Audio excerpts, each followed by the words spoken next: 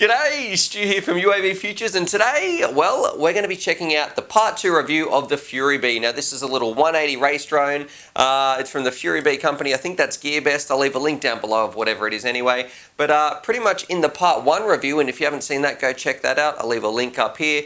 I slammed it. You know, a lot of people like, Stuart, was that a little bit too critical? But in my opinion, there are a lot of things wrong with this one. So I didn't like the motors. I didn't like how the VTX was mounted. I wasn't sure if it was full carbon. And yeah, and the only thing we had to wait out and see was how does it actually perform when it's flying around and when we put some lipos through it.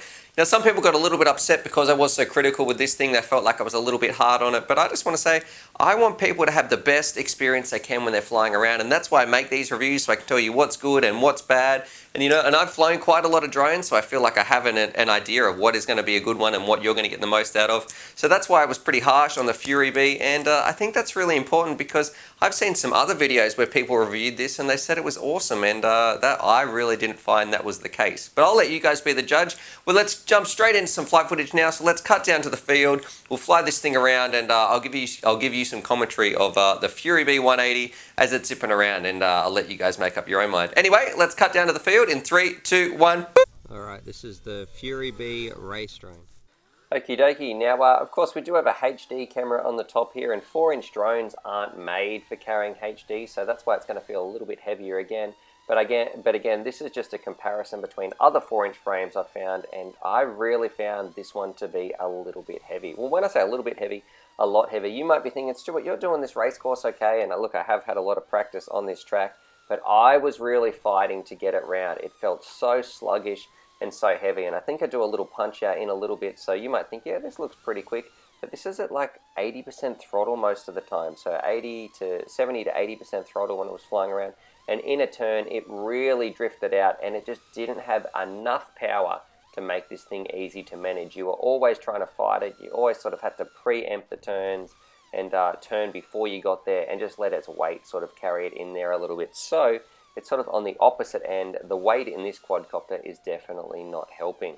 If you compare this to something like the GT2 175, so like another 4-inch frame, and I'll pop a little link up there in the top right. There's a punch out so you can see that's flat stick. It doesn't really disappear into the sky very much at all.